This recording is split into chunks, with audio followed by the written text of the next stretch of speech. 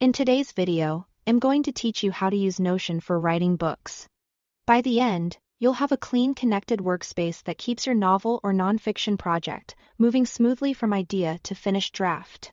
Start by creating a database named after your project. Think of this as your command center. Add properties for the book title, the genre, the target word count, and an overall status. A select or status property works well here, with stages like outlining, drafting, and editing. This setup gives you a quick snapshot of where the project stands and what's next, and it scales beautifully if you write multiple books. Next, build a chapters database and create a separate page for every chapter. Each page can hold your outline, the draft, and notes. Keeping chapters as individual pages is what makes Notion shine. You avoid the sluggishness that big Word or Google Docs files can cause, and you gain flexible views and filters to focus only on what you need. Link your chapters to the main project using a relation property. This ties everything together so you can filter chapters by project. Then switch the chapters database to a board view to drag and drop chapters through stages of completion. It's a simple visual way to move from outline to draft to edit, and it helps you spot bottlenecks quickly. Notion is also excellent for building a series Bible.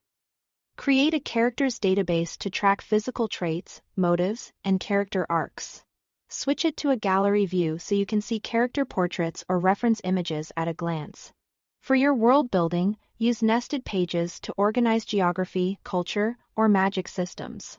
The beauty of Notion is interlinking drop links between characters, locations, and chapters, so context is never more than a click away. For research and inspiration, save web references directly into Notion with the Notion Web Clipper, or embed Pinterest boards to keep visual cues front and center.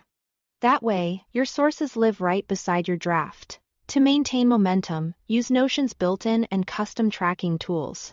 You can find a page's word count by clicking the three dots in the top right corner.